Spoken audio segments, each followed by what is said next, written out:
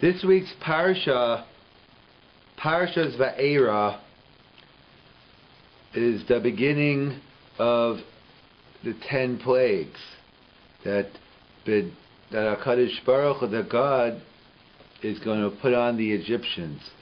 And in the beginning of the Parsha's Vaera, it says, Vaera Hashem Moshe Lemor, God said to Moshe,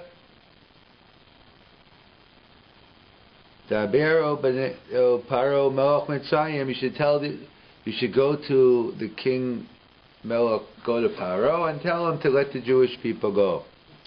And Moshe said, but Israel won't listen to me, Bani Aral, so I'm not a great speaker as well. So we see that Moshe Rabbeinu was reluctant to go, but in general we know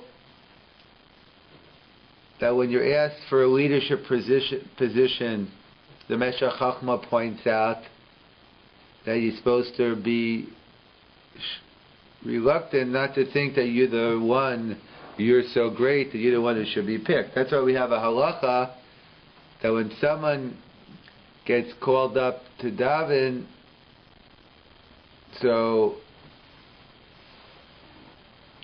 the first time you're not supposed to jump at it. The second time and the third time you accept, because you're going to be the shliach tzibur, you're going to be the leader of the congregation, so you have to show some anivas, you have to be a little humble. So either way, Moshe said he doesn't think he's fit to be the leader. However, and that's why he refuses to go, or he doesn't refuse to go, he's reluctant to go. However, there's a much more fundamental issue that we're going to discuss tonight. And that's the issue of, what about the danger involved? In other words, what about Moshe Rabbeinu going to the house of Paro, and besides the fact we know they came to kill him and he ran away, even now he's coming to get the Jewish people to go, so he's going to be putting himself in potential danger. So how is it, was Moshe Rabbeinu obligated to put himself at risk in order to save Klal Yisrael? So in fact, there's a famous Meshach Chachma in Perek Daled, Pasuk Yud Tes, Vayom Hashem al Moshe b'midyan lech shuv, go back to Egypt, ki meso kol ha'anoshim ha'mavakshim es nafshecha. All the people who want you dead, they say Dasan Aviran, etc., the people who want you dead are no longer there. So the Meshach Chachma says the clear implications are, if the people were still around, then Moshe Rabbeinu would not be obligated to go. Or maybe Moshe could refuse God. So we see the Meshach Chachma says, we see from here that one is not obligated to put oneself in danger, even for Hatzalas Klal Yisrael, even to save the whole Jewish nation. Because if Moshe went to took them out of Mitzrayim, presumably we'd still be there now. So how could it? So is this true? This chiddush of the Meshach Chachma that even for Hatzalas Klal Yisrael, even to save the Jewish people, you don't have to put yourself in danger. That seems to be the simple reading of the pasuk. And in fact, there's the Or Sameach as well, who is the Meshach Chachma, also writes, it's the Mishnah in Makes which seems to say this. That if a person kills by b'shogeg unintentionally, so the halacha is he has to stay in the city of refuge in Golus until the Kohen Gadol dies. If not, he has to until he dies there. So the Mishnah says a big chiddush that even if Klal Yisrael needs that person, like he's a general in the army, Yoav ben Tzuriah, he's not allowed to leave the Arei Miklat in order to save the Jewish people. Why not? Why can't he leave the Arei Miklat? So the Or Sameach assumes, the Meshach Chachma assumes, because since we know there's a halacha of Gol Hadam, avenger of blood, and once he leaves the Arei Miklat, he puts himself in danger, he could be killed. So we see, again, like from the Meshech Chochmah, that one is not obligated to put oneself in danger even to save Klal Yisrael, even to save the Jewish people. So we see it from a pasuk in Chumash that the only reason Moshe had to go is because those people wanted him dead, are dead themselves, and it's no longer in danger, or else maybe Moshe wouldn't have went. Or the Mishnah in Makkas, even if Klal Yisrael needs you, be not allowed to leave the Ari Miklat. So that's Meshech Chochmah Or Sameach. So before we go back and answer up these questions, we have to tackle a more fundamental question. We were discussing the question of, are you obligated to put yourself at risk to save Klal Yisrael? According to the Meshech Chochmah, no. So certainly according to the Meshech Chochmah, to save a rabbim, many people, or to save an individual, surely wouldn't be on the table. However, this issue is a major dispute. It seems to be, as we'll see, a dispute between the Jerusalem Talmud, the Yerushalmi, and the Bavli, as we'll get to. So there's a famous Yerushalmi which people quote, and it's not clear where this Yerushalmi is, but many say it's the Yerushalmi at the end of Trumas, that Rav Imi was taken captive, and apparently he was in danger, he was going to be killed. So different versions of the names, but we'll go with Rav Yonasan says, what could I do? Bring out the Tachrichim. Bring out the Tachrichim, bring out the shrouds. I mean, there's nothing we could do. He's going to die. And Rav Shimon ben Lakish said, who happened to be a former bank robber, he went into his closet, took out his machine gun, and said, either we're both going to make it, or we're both not going to make it. And so the Hagos Maimonides quotes a Yerushalmi that says that one is obligated to risk one's life to save someone else. Why? Because you're owing a risk, halah safek, you're owing a doubt, and there someone is definitely in danger. So the Hagos Maimonides quotes the Yerushalmi that one is obligated to risk one's life to save someone else. So the question is this Yerushalmi so compelling? Number one is, it's a machloket, it's a dispute between Rav Yonasan and Rish Lakish. Who's number one is Q1 on the Yerushalmi? Who says we paskin like Rish Lakish? Maybe we paskin like Rav Yonasan. Secondly, maybe it's only a midas chasidus. It's not a halach, even if we assume like Rish Lakish, but it doesn't mean Rish Lakish did it because he was obligated. Maybe it was a midas chasidus, an act of piety that he did it. And thirdly, you can't bring a proof because the Sefer Chasidim writes Rav Imi was a big Talmud Chacham. And a Talmud Chacham, we see someone who the community needs has the status of a rabbim. And therefore maybe that's why, really maybe for an individual you're not allowed to risk your life. But for a Talmud Chacham, for a Torah scholar who's needed, and therefore he has a din of a rabbim, a status of many, maybe that's why you could do it. So that's the Yerushalmi that the Hagos Maimonides quotes, that the Yerushalmi says that one is obligated to risk one's life to save someone else.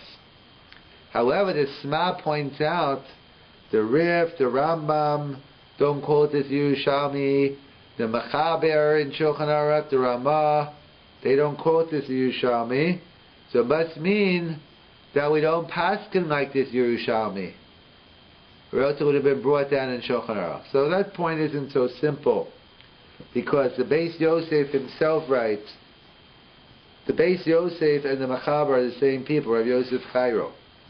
Beis Yosef is what he wrote in great detail. The Shulchan Aruch is the simple, straightforward psakim.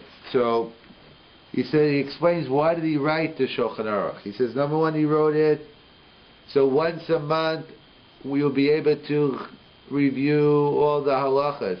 Beis Yosef is too long to review once a month. But just to have something to do a quick review on.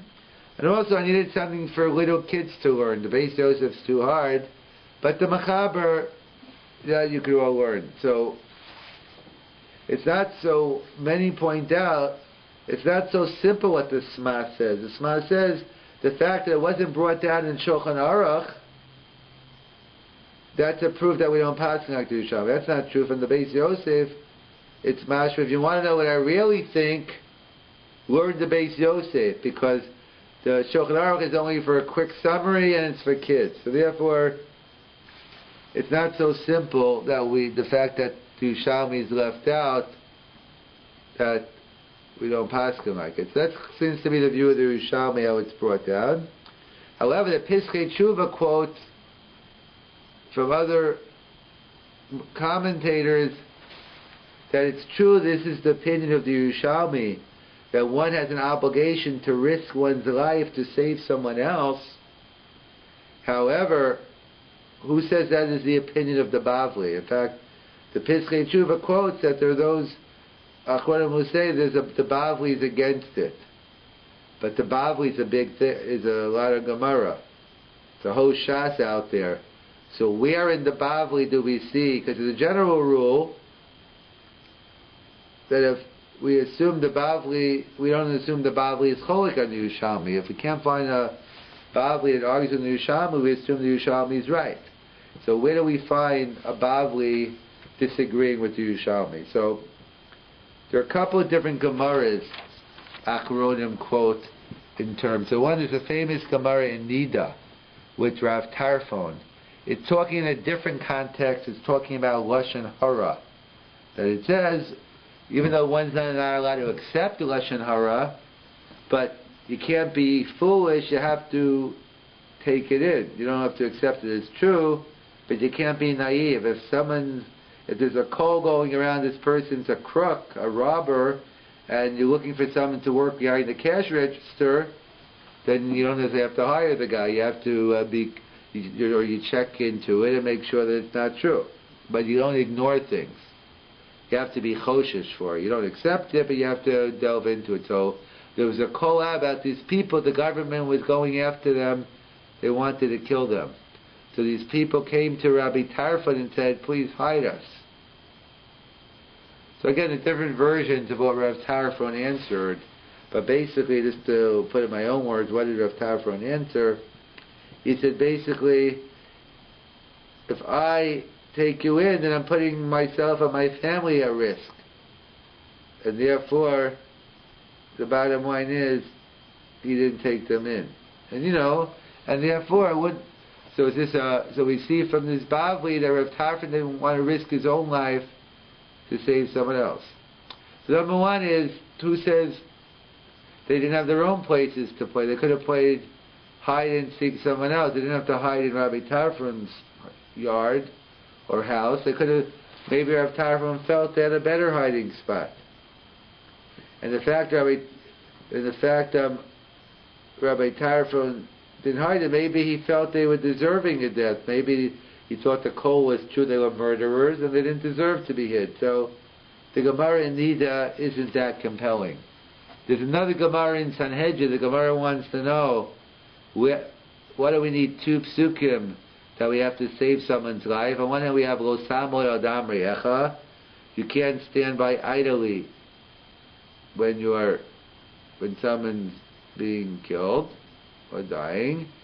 And on one hand, there's a mitzvah. If someone loses a lost object, if they lose their wallet, you have to return it. So how much more so, someone's going to lose their life, you have to return it. So the Gemara says, what do I need two psukim for? They go on to say that I wouldn't know you have to pay. Let's see, there's a lifeguard and you can pay someone to save your life. So we see the Gemara gives another reason why we needed two psukim. So the Achronim asks, why didn't the Gemara just give a simple reason? You know why you need two psukim? You need a second one to teach me that you even have to. You certainly have to go and save someone's life someone else's life, when your life isn't at risk. But we need a second pasuk to tell me I even have to risk my life to save someone else. And since the Gemara did not give that reason, hence we conclude the Bavli disagrees with that premise. It says one is not obligated to risk one's life to save someone else. That's another Gemara in Sanhedrin. However, which seems to show the Bavli is Cholek on the Yerushalmi. And there's a third Gemara, famous Gemara on Bava Metzia, where there's only enough water for two people. There's only enough water for one person. He has water. And there are two people in the midbar, so what do? So Ben Petira says you have to share the water. Better you share the water than to see your friend die. And Rabbi Akiva says no. Your life takes precedence over your friend. Based on Xeris Akasa, he quotes a pasuk. So we see it's a machlokas Rabbi Akiva and Ben Petira. The first glance, Ben Petira makes no sense. What do you mean? You shouldn't. It's a nice slogan. How can I stand by and watch my friend die? So therefore you both drink and you both die. It makes no sense. You only have enough water for one of you. So apparently the Nitziv points out, and others, Evan Ezo and the Maram Shik point out that no. The issue is we don't know for sure. Let's say you're 3 days away from civilization and you have 2 days of water. You have enough that if for 3 days, so therefore if you split it, you could go a day and a half. So Ben Petira is saying is that one should risk their life and share the water, and hopefully in a day and a half you guys will come up with the water. And Rabbi Akiva disagrees. But Rabbi Akiva disagrees. I mean, logically it makes a lot of sense, Ben Petira, you should risk your life. And Rabbi Akiva agrees. He says, but it's Xeris Akasov, that your life takes precedence. So we see from here the principle that everyone agrees, even Rabbi Akiva agrees, that the Al-Pisfara, one should risk their life to save someone else. The Xeris Akasov telling me there's no obligation. So we see, so the Achronim point out it seems to be a machlokas Yerushalmi and Bavli regarding an individual. Am I obligated to risk my own life to save someone else? Of course, this is the question today of organ transplants and other type of transplants or different types of donations. How much risk does one have to take versus you always have to weigh the risk reward. So the Yerushalmi says one is obligated to risk one's life to save someone else. And the Bavli says no, one is not obligated. However, you're not obligated, but maybe there's a mitzvah. There's a Shuvas HaRadbaz. On one hand, he says someone who does it is a chassid shota, is a pious fool. It's not usher, but you're a pious fool. Another time he says it's a good thing. So it all depends how much risk you're taking versus the potential reward. So that's the machlokas Yerushalmi and Bavli. However, what about risking one's life to save a Rabbim? That already you have more to rely on. We know in general the concept of a Rabbim is always treated differently. You know, mitzvah de Rabbim shani, and normally we say mitzvah baba Vaera, that if someone's does a mitzvah as a means of a sin, so we say it's a no-go. It's called a mitzvah baba Vaera. But it's a mitzvah de Rabbim. If you're doing a public mitzvah, so then we don't say mitzvah baba Vaera in certain situations. Or we find by Avelis that we don't have Avelis on Yantif because the mitzvah de Rabbim of Yantif supersedes the private mitzvah of Avelis. So we see in many other Gemaras that the Rabbim makes a difference. So there are others who point out that to save the Rabbim, that's okay, and certainly Esther, which is Hatzalas Klai Yisrael, most except the Meshach Chachma agree that it's okay. So that's what his famous Vaisa they say was Rav Chaim. It was during diseases broke out, and he himself went out to save people. So I want to point out, we see from here, because it was the Rabbim, so Rav Chaim felt there's a chiyuv to risk your life to save a Rabbim. So To save an individual, there's no chiyuv, but there could be a mitzvah depending on how much risk. A rabbi, there seems to be maybe even a chiyuv, and certainly most assume fahatzolis klal Yisrael. So the question is, how could the Yerushalmi go against the pasuk in Chumash? The pasuk even says, well, how do we deal with it? Not just the Yerushalmi. The pasuk in Chumash seems to say that Moshe Rabbeinu, the only reason he went because he didn't have to put himself in danger. Or the Mishnah with Yoav and Tzeruya. So let's discuss the Mishnah for a minute. So the Mishnah says that you don't go out. So the question is, why don't you go out? It's pikuach nefesh. We know pikuach nefesh, when life's in danger, supersedes everything. So some achron I want to point out, the Chavsel Sharon discusses it. When do we say pikuach nefesh beats everything? That's mitzvahs and averas. You're allowed to eat treif to save your life, or vakiyani matzah. But we don't say pikuach nefesh is docha and onish. In other words, let's say a doctor committed a capital crime, and we're going to kill him. You know what? This doctor is the only doctor who knows how to do this procedure, and he could save thousands of lives. We don't find that we say by onshin, by punishment, we don't say you keep a person alive, someone who deserves an onesh. And Arei Miklat is an onesh, among other things. And therefore, we don't apply the principle of Pikuach Nefesh. It's Xeris HaKasam, that you have to stay there, Sham Tiyek Furasam. Therefore, it's not a kasha. Or if you, as the Marami Diskin points out, if you look at the pasuk before, it seems to be the opposite of the Meshach Chochmah. Because first he makes up a Yelach Moshe, a Yashav, he goes to his Yisro. And it is Elcha Navashuv El Asher Mitzrayim. Vayom Hashem Moshe, then Vijam Lechshuv Mitzrayim. And afterwards, after he decided to go already, then God tells him, Kamesa Kol Anashim. So really that wasn't part of the procedure. So it comes out, it's a fundamental machlokas Yerushalmi and Bavli regarding an individual's obligation to save, to risk one's life to save someone else. Yerushalmi, yes. Bavli, no. However, to save a rabbim, and certainly to save Klal Yisrael, as we see by Esther Amalka, we see Moshe Rabbeinu, so we see that one is obligated to risk one's life to save Klal Yisrael, and that's what Moshe Rabbeinu did when God commanded him to go to Mitzrayim. And the fact that he said the people were dead, that was already after the decision was made.